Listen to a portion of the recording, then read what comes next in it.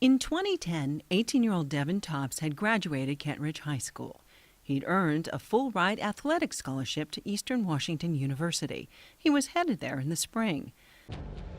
But in October, on Halloween night, he went to a party in Kent.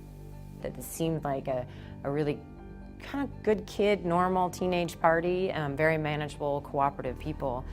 And so I think they were having fun. But there were some party crashers that night, including then 20-year-old Jorge Lizarraga. Prosecutors say Devin was walking a friend to her car when the group started taunting him, and there was a confrontation. It really was just a scuffle, just kind of a regular, teenage male scuffle. But Lizarraga had brought a gun. He shot a couple of rounds in the air, but without really giving much time for that to disperse anything or for people to stop. He then just walked right over, and Devin was sort of in that scuffle with at least one other person, and he put the gun directly against his back and just shot him. And that was it. Lizarraga was no stranger to police, and neither was the murder weapon. The gun had been stolen from a state trooper just days earlier. Prosecutors say Lizarraga was part of a burglary ring targeting law enforcement. They thought it was pretty cool that they had done that, and he and his friend took pictures of themselves dressed up in the ICE agent and the DEA hat and posturing and posing with the very weapon that he used to kill Devin.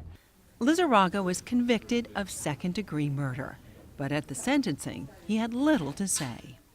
He had this swagger, which was very chilling to me as he walked into the courtroom. And this was a pretty crowded courtroom. A lot of family and friends of Devin were there. And the swagger that he had just goes to show that he had no remorse for what he did. He wasn't sorry for what he did, and he could care less about anybody else. Despite that apparent lack of remorse, despite the family's pain and grief, Devin's father had a gift for Jorge Lizarraga. My name is Nathan Wheeler-Bell. I'm the proud father of Devin Tops. For what's been done, I forgive the man who did it. I heard somebody say that Devin was special. You are special too. Whatever you have to go through, I hope you become a stronger man.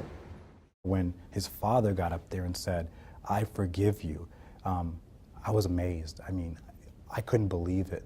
I expected there to be more, at least anger, not hatred, but anger towards Mr. Lizarraga for taking such, from what everybody describes, a beautiful young man from the world. But I was just shocked that he was able to do that. So when you're in there, whatever you gotta do, you remember that Devin's dad forgives you. So you can go ahead and begin to forgive yourself. And that's the most important, because 2 lives have been lost, not just one. 2 young lives lost after a high school Halloween party. I don't think anybody that day that went to that party thought it would end in the way it did. I mean, it was senseless. I mean, no one had to die that day. No one should have died that day.